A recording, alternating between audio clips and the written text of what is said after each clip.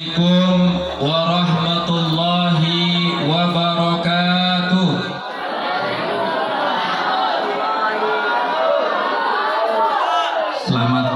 Selamat siang dan salam sejahtera untuk kita semuanya.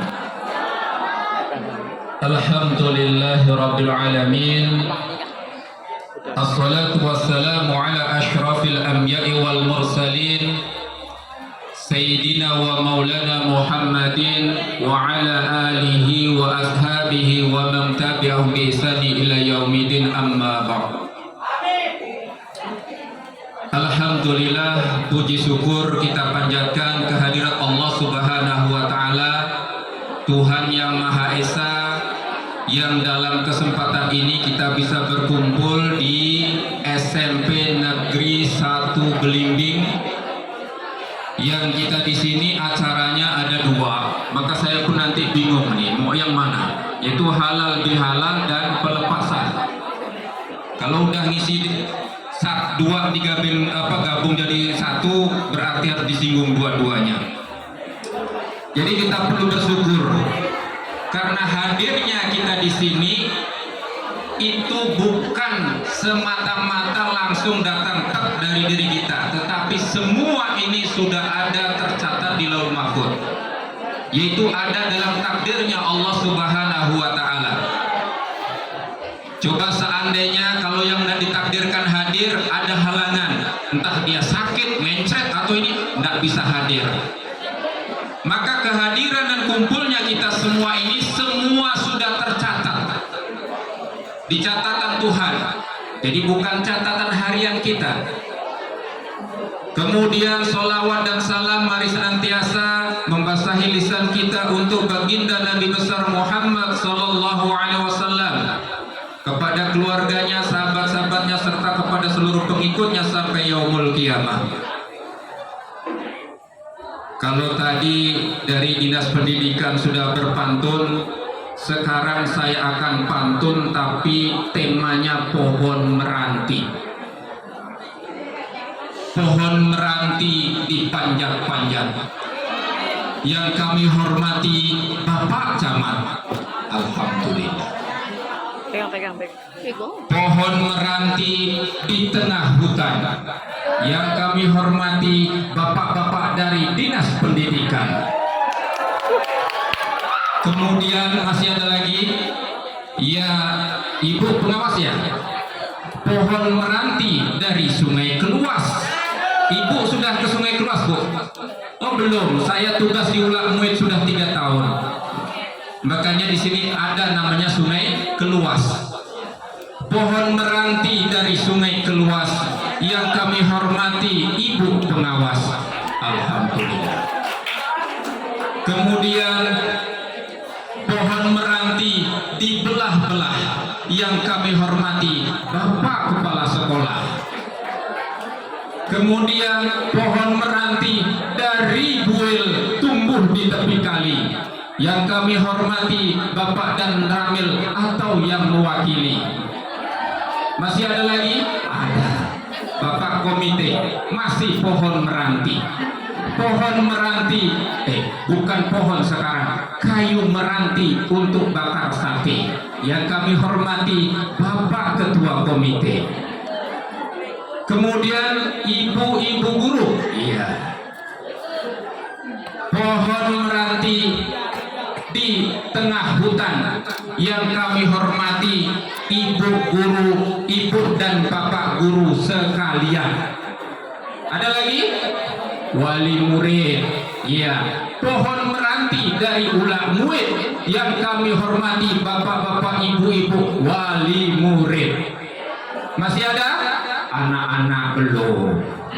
Kalau anak-anak karena di tampilannya bela diri, saya tidak pakai pohon meranti.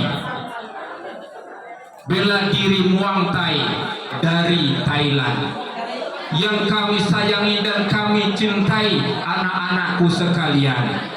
Sudah? Kena semua belum? Kalau belum tolong angkat tangan, nanti saya bikinkan khusus. Alhamdulillah bapak-bapak, ibu-ibu yang dirahmati oleh Allah Subhanahu wa taala. Saya ini sebenarnya juga Ini disuruh tausiah dan sekalian doa.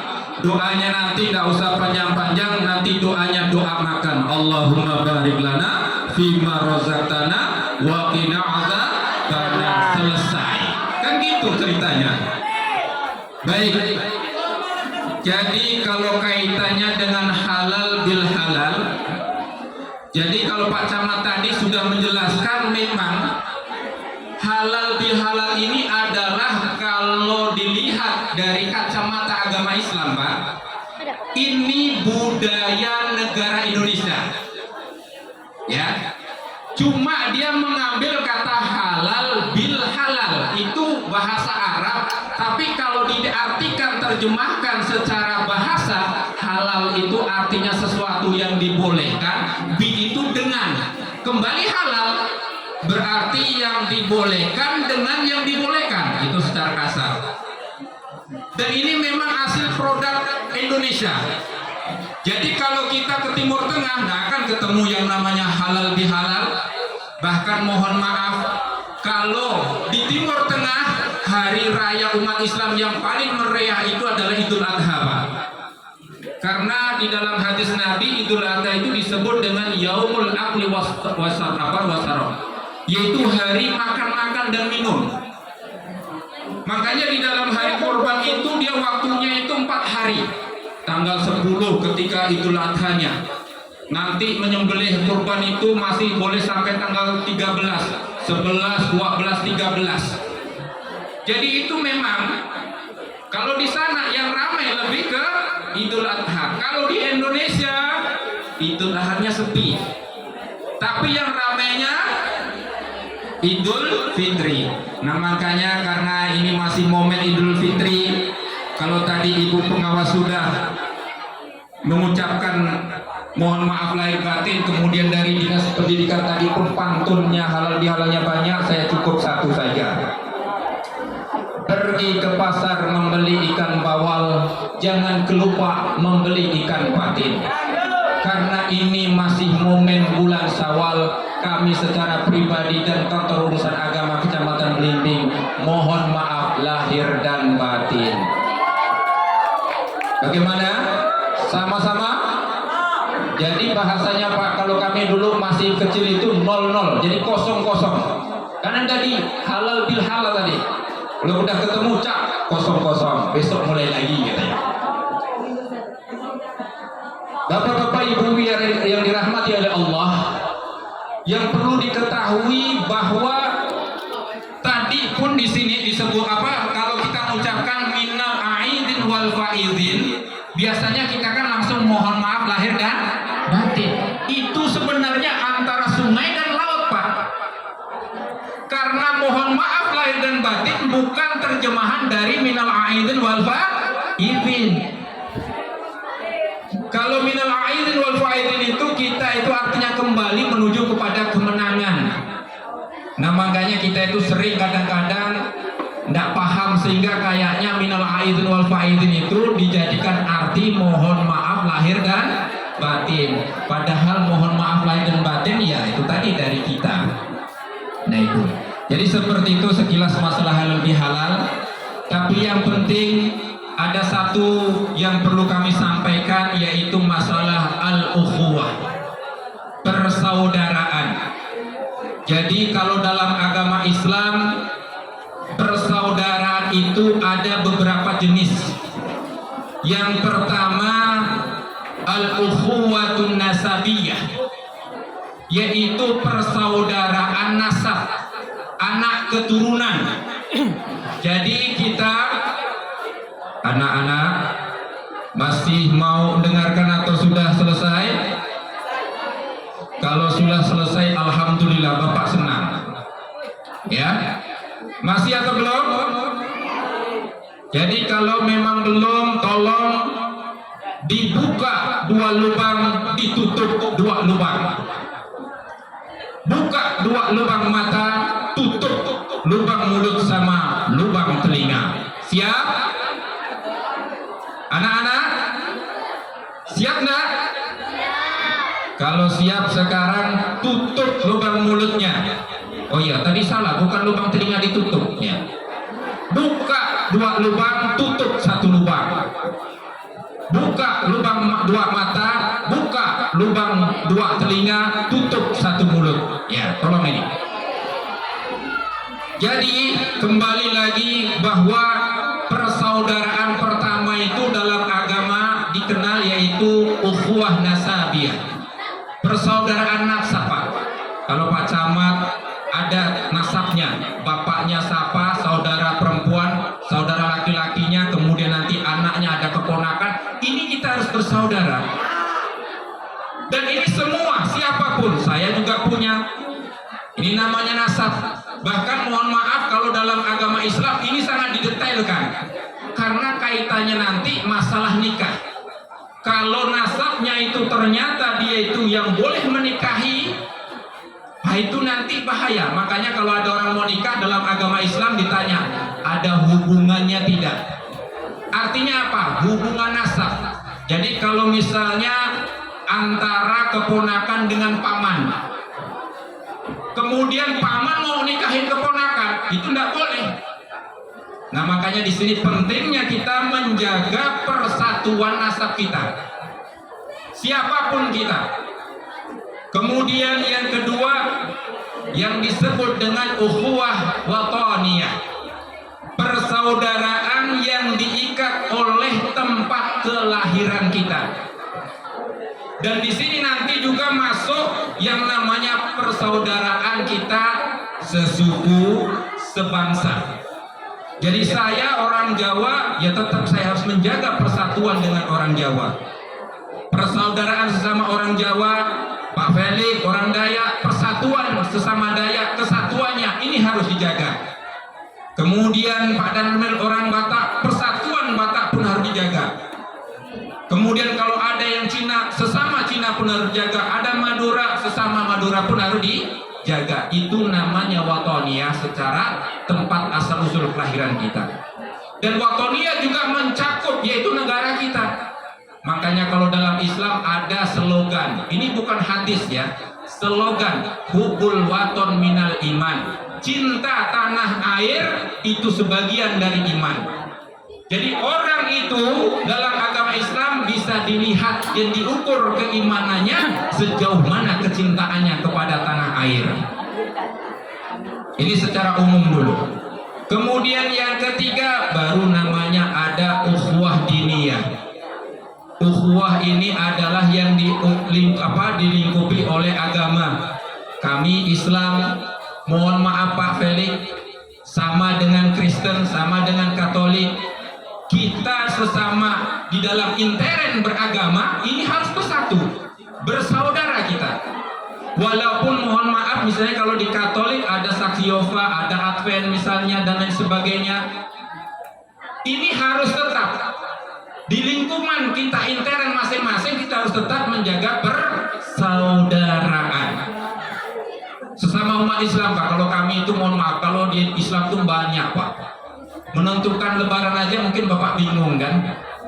Ada yang sebelumnya 5 hari udah lebaran, ada yang dia begini lebaran, tapi tetap kita jaga ya, kita jaga persaudaraan seagama kita ini. Makanya kalau tahun ini alhamdulillah Indonesia ini sebenarnya ormasnya yang besar 2 walaupun banyak, antara Muhammadiyah dengan Nahdlatul Ulama, walaupun banyak Pak, ada Wahda Islamiyah, Al-Irsyad, ada banyak, ada Persis dan lain sebagainya. Tapi kita dianjurkan tetap bersatu, dan persatuan itu tidaklah harus sama.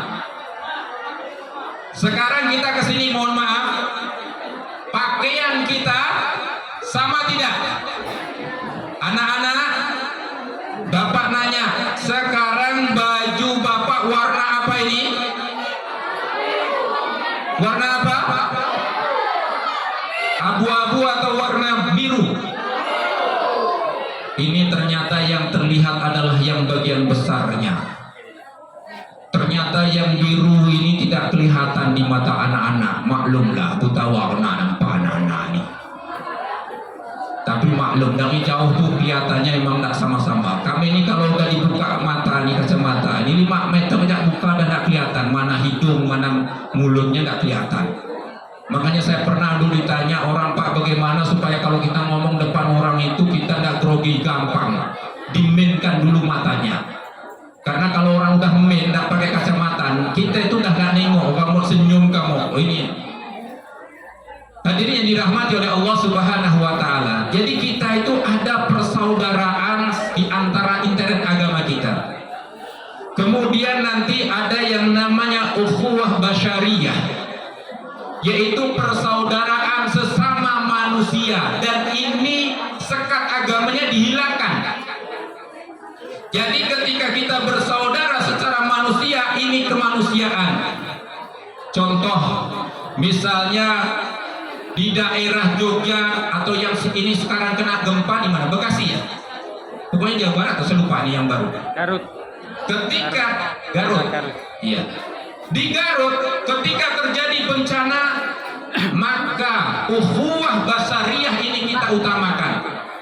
Kita memberikan bantuan kepada suku apapun, agama apapun, kalau dia terkena musibah dibantu. Ya, jangan ketika membantu, kamu suku apa? Aku tuh Jawa. Nggak boleh. Ini suku apa? Aku tuh Melayu. Nggak boleh. Ini apa? Dayak. Nggak boleh. Nggak boleh seperti itu. Jadi dalam Islam dilarang seperti itu. Jadi ketika dihadapkan dengan seluruh manusia, ada yang namanya ukhuwah basyariyah, persatuan sesama umat manusia. Dan ini tidak disekat oleh daerah, oleh agama, oleh suku, tetapi seluruhnya secara global. Makanya kalau kita lihat misalnya di Palestina sekarang sedang dibombardir, mohon maaf, yang dibombardir itu bukan hanya masjid, bukan hanya rumah sakit, dan di Palestina itu juga bukan hanya orang Islam, ada orang Kristen, Katolik di sana ada. Maka ketika memberikan bantuan, yaitu sama-sama kita berikan ke sana, nggak ada dipandang bulukan. Kalau dipandang bulukan yang menang tekak, kata orang dulu. Bapak-bapak, ibu-ibu dan anak-anakku sekalian yang dirahmati oleh Allah Subhanahu wa Ta'ala, karena kemarin waktu ngomong dengan saya pesannya katanya 20 menit, ini sudah 20 menit ya? Nggak terasa. 30. Karena kebetulan pun saya sendiri sebenarnya capek nih Pak. Malam Sabtu ke Pontianak. Kemarin dari Pontianak sampai rumah jam 6 di Sintang. Tadi ini makanya jar. Dan ini pun sebenarnya ada acara di Kemenak halal bihalal dan pelepasan salah satu KUA yang dulu Pak Nuryanto di sini pernah tugas. Nah, beliau udah pensiun. Nah, ini sekarang pelepasan purna kerja beliau. Dan nanti saya habis ini juga ada acara di Masjid Al-Ikhlas untuk moderator bimbingan manasik haji, insyaallah yang akan berangkat. Tapi kalau ini masalah lebih halal, insya Allah tadi, sekarang saya ada pesan untuk anak-anak sedikit. Anak-anak, masih semangat? Baik, kalau saya tanyakan semangat, nanti jawabnya semangat 10 kali. Siap? Masih semangat? Kurang kuat ya? Masih semangat? Alhamdulillah. Jadi pertama yang Bapak ingatkan perkataan Imam Asy-Syafi'i rahimahullah ta'ala. Beliau mengatakan man arada dunya fa'alaihi bil ilmi. Barang siapa dia ingin mendapatkan keberuntungan dan kebahagiaan dalam kehidupan dunia, harus dengan ilmu. Wa man aradal akhirata fa'alaihi bil ilmi. Dan barang siapa yang dia menginginkan kebahagiaan dan kesuksesan di akhirat, harus dengan ilmu. Dan Imam Syafi'i juga mengatakan wa man aradahuma fa'alaihi bil ilmi.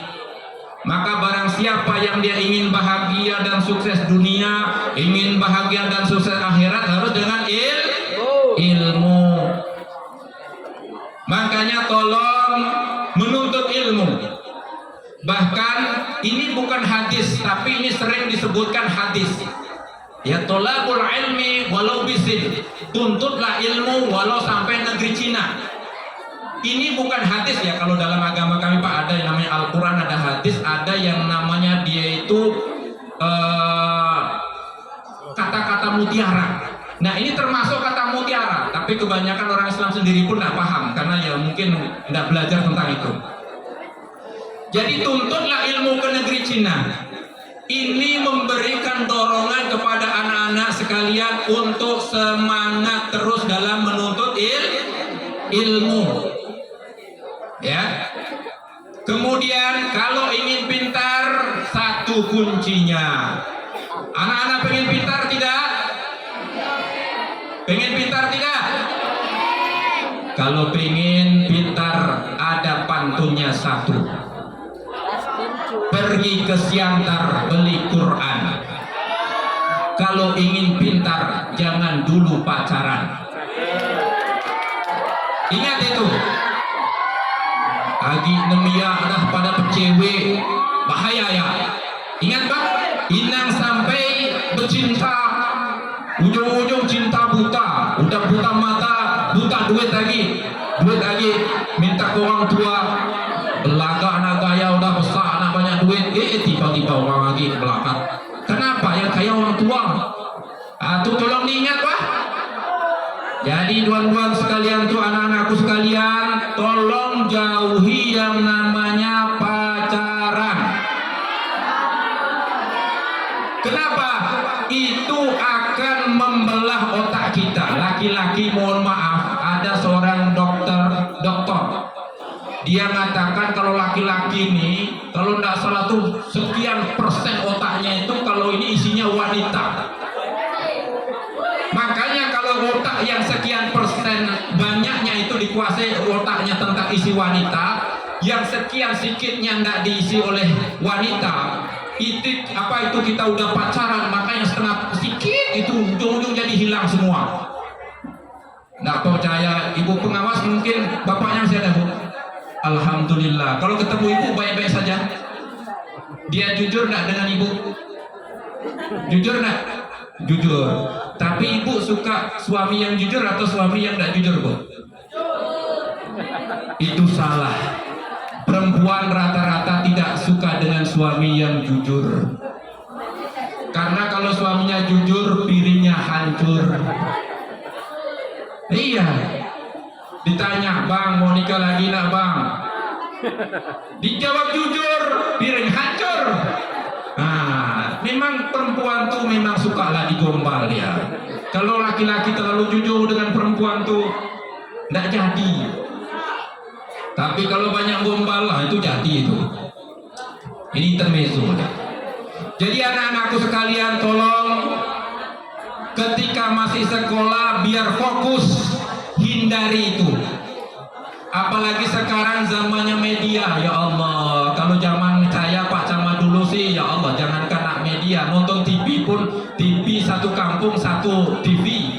Ya pun TV-nya TV hitam putih. Kalau nak berwarna dikasih tutup ya warna hijau, jadi warnanya merah hijau ya. Nah. Tapi sekarang masya Allah, bahkan ironisnya dengan media sosial ini sekarang ini ada anak-anak kecil yang karena dia tidak kena filternya belum dipakai, perkara yang tidak boleh ditampakkan pun ditampakkan ke lawan jenisnya. Maka tolong ya anak-anak sekalian hindari itu. Kemudian yang udah mau lulus, tadi pesan dari ibu pengawas jangan nikah, dari Pak ini pun jangan nikah, pesan saya pun ada. Beli kurma dari kota Madinah. Kalau sudah selesai dari sekolah menengah pertama, lanjutkan sekolah, jangan langsung nikah. Ingat ya, undang-undang pernikahan kita itu mengatakan minimal 19 tahun baru boleh nak kawin. Ingat tuh dirinya wah, umur yang lulus tuh yang paling tua berapa? 18. Gila amat ya 18 SMA. 15, 16, 16. Anak kami 17 tamat SMA tuh. Karena dulu sekolahnya 5 tahun sama gurunya dititipkan. Ternyata dikasih juara terus. Jadi ini tamat tahun ini umur 17, baru kemarin bikin KTP setelah lebaran. Nah itu. Waktunya udah habis belum nih? Belum, sebentar lagi. Ini saya korupsi 10 menit. Jadi tolong anak-anak sekalian lanjutkan sekolah. Jangan putus di tengah jalan. Ingat, godaan banyak sekarang ini. Godaan dari HP membuat orang malas belajar. Ya, godaan teman membuat malas belajar. Godaan lingkungan membuat malas belajar. Godaan pekerjaan pun demikian. Kami ada kawan, jadi waktu kami masih tugas di Kota Baru itu ada waktu corona tahun 2020 kalau tidak salah ya Pak. Jadi ada anak sekolah kelas 5 SD. Karena corona diajaklah bapaknya kerja gali emas. Setelah corona selesai pula sekolahnya rupanya. Tidak mau lanjut. Kenapa? Ngenyan dapat duit. Makanya kalau anak-anak itu sekarang boleh dikenalkan pekerjaan rumah, tapi jangan dikenalkan dengan pekerjaan yang menghasilkan uang dulu. Benar, itu agak berbahaya sedikit. Karena rata-rata anak-anak itu yang termasuk tetangga kami di Sintang, itu dia SMA, corona, kemudian diajak bapaknya dia untuk ekspedisi, disuruh kuliah sekarang tidak mau, sekarang ekspedisi. Apa enggak ekspedisi sekali turun 1,5 juta. Nah ini, jadi mohon ya anak-anak hindari itu dulu. Duit minta ke orang tua. Kemudian yang terakhir yang saya pesankan kepada anak-anak sekalian, tolong semangat di dalam menuntut ilmu. Karena ada peribahasa Arab mengatakan aliman kabirun wa in kana hadasan.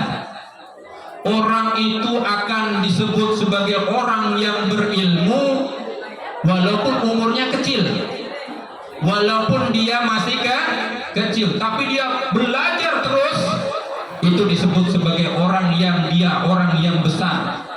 Tapi al jahilu saghirun, orang yang bodoh itu dianggap orang kecil. Wa in kana shaykhan, walaupun dia sudah tua. Ada orang tua aki-aki tapi dia itu ujung sekolah. Jadi kalau dia ngomong dengan anak karena jom tahu pendidikan luat keluarnya, dia walaupun umurnya sudah tua tetapi secara ilmu dia ilmunya kecil. Nah makanya jadilah orang yang senantiasa menuntut ilmu. Ya, tadi udah saya sampaikan, tuntutlah ilmu walau sampai ke negeri Cina. Cuma Duan sama Pak Dinas Pendidikan kena zona. Nah, itu yang mengkhawatirkan. Nak pergi ke Cina nuntut ilmu kena zona. Mungkin zonanya belimbing. Makanya anak saya biar tak kena zona, saya sekolahkan di swasta. Saya kirim anak saya ke Jawa. Di zona apa? Di swasta. Yang SD pun saya kirim ke SD yang swasta, biar kena dia zona, tidak kena zona. Karena kalau udah kena zona ini bingung kita nak mikir.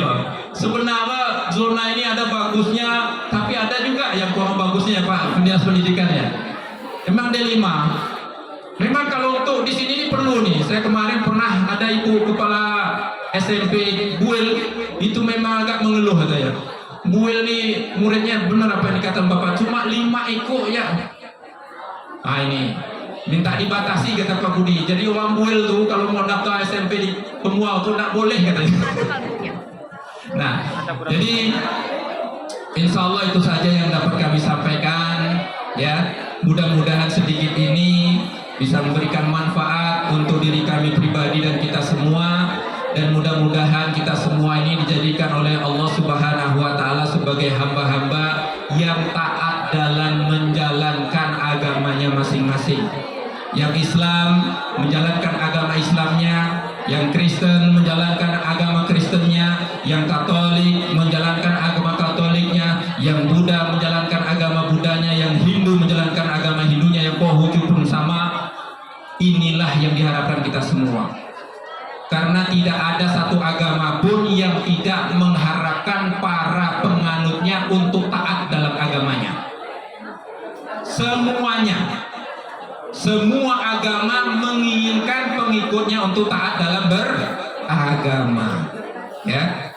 Baik, Bapak-bapak, Ibu-ibu yang dirahmati oleh Allah Subhanahu wa taala, mudah-mudahan yang sedikit ini bisa bermanfaat, dan khususnya kepada anak-anak kami yang sudah tamat, tolong walaupun kalian ini sudah keluar dari SMP Negeri 1 Belimbing, tapi jangan pernah kalian meninggalkan adab terhadap guru-guru kalian. Saya kalau ini mau dibahas masalah ilmu itu sebenarnya ada banyak kitab khusus, tapi secara umum. Jadi mohon anak-anakku, dimanapun kalian, jagalah adab terhadap guru. Ini yang pertama. Tolong dijaga adabnya. Kalau ketemu dengan guru, walaupun memang sekarang katanya belajar bebas merdeka belajar ya? Oh ya, merdeka belajar. Walaupun sudah merdeka belajar, jangan kita mentang-mentang udah merdeka belajar ketemu gurunya, wah jauh, itu nggak boleh.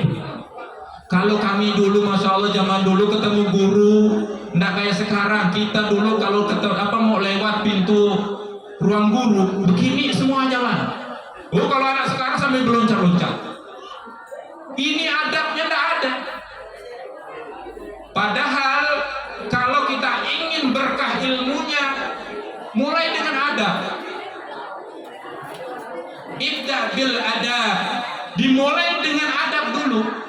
Makanya kalau kita masuk pesantren, Pak Bu dan anak-anak sekalian, yang pertama diajarkan itu, kalau kita dulu itu namanya kitab Ta'lim Muta'alim. Itu khusus buku yang isinya tentang belajar dan mengajar. Bahkan kita dengan guru ini harus ta'zim, menghormati. Kalau dulu kita mandang guru aja tidak berani, kalau sekarang ini kita mandang guru cengengesan. Memang tidak beda. Tapi tolong ya anak-anak sekalian, ini yang masih ngobrol, dengar enggak? Tolong yang pertama, jaga adab terhadap guru. Walaupun kalian nanti udah lulus dari sini, kemudian jangan sombong. Ketemu guru mentang-mentang kita ada ini, gurunya dulu yang negur. Saya itu kan, istri saya juga kebetulan guru, ya. Jadi saya tahu ketika cerita itu murid,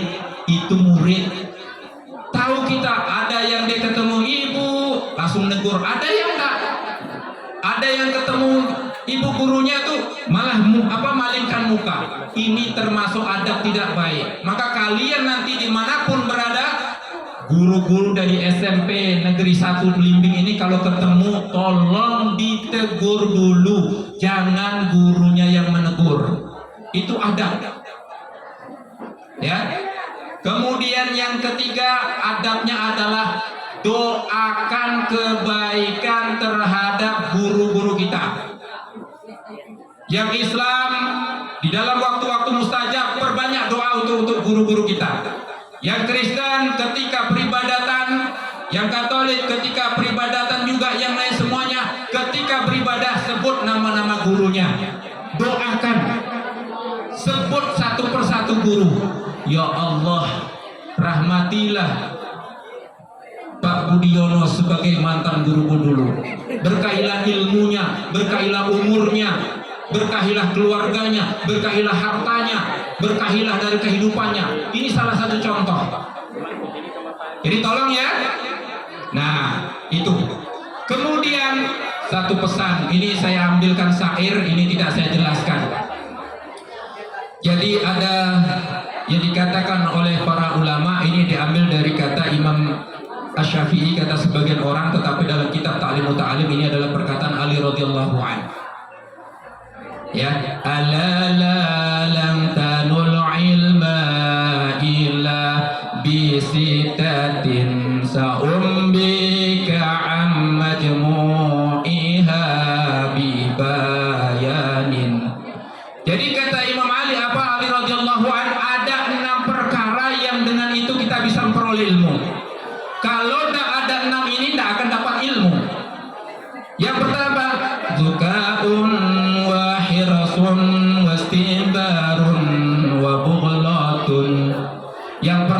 itu kecerdasan.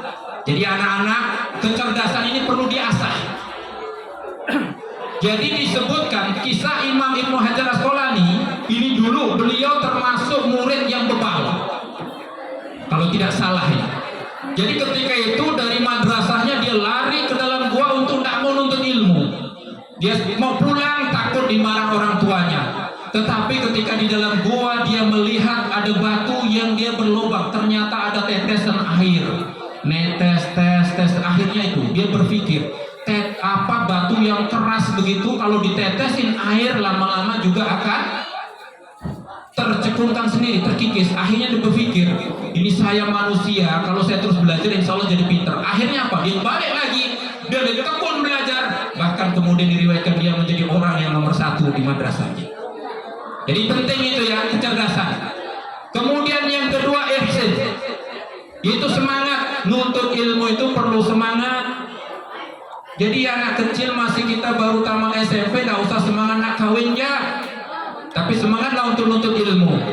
Kemudian yang kedua, yang ketiga, wastibarin, yaitu bersabar. Nuntut ilmu itu perlu kesabaran, sabar mendengarkan penjelasan guru, sabar mengerjakan tugas, sabar dihukum kalau salah, harus sabar. Kemudian wabulatun, modal. Ini kerjaan bapak-bapaknya. Jadi kalau pengen anak-anaknya pintar, kita harus punya modal untuk biaya anak-anak kita. Kemudian yang kelima apa? Warisyadul ustadzi. Kemudian juga ilmu itu didapat dengan petunjuk dari guru. Ya, makanya guru itu apa? Digugu dan ditiru. Anak-anak yang ujung siap diam dulu sebentar. Ini 5 menit lagi ya. Siap? Tolong ya, guru itu digugu dan ditiru. Maka ada istilah peribahasa, guru kencing berdiri, murid kencing berlari. Bukan berdiri lagi. Nengok bukunya ada salah. Kemudian yang terakhir apa? Watulu zamani. Nuntut ilmu itu perlu waktu yang lama. Jadi tidak serta-merta kita langsung jadi ini kayak Pak Camat bisa sampai S2. Itu bukan tamat SD langsung jadi S2, enggak. SD, kalau dulu Pak Camat TK ada? Enggak, sama dengan saya. Saya juga enggak TK. Zaman dulu jarang yang TK. Kita dulu enggak TK, SD 6 tahun, bahkan ada 7 tahun. Karena kelas 1 itu kita enggak paham apa-apa sama gurunya. Dah enggak usah naik dulu lah. Anggap jak TK. Belum bawa SMP kita ini berapa? 3 tahun, berarti 9 tahun. SMA 3 tahun, kuliah kalau lancar, kalau cepat 3 tahun 8 bulan, itu yang cepat. Tapi kalau ngikut standar di DO 7 tahun. Kan gitu. Berarti 3 tambah 7. Maka tolong ini kalian yang udah lulus, ini baru setengah perjalanan untuk dapat S1. Belum S2, S3.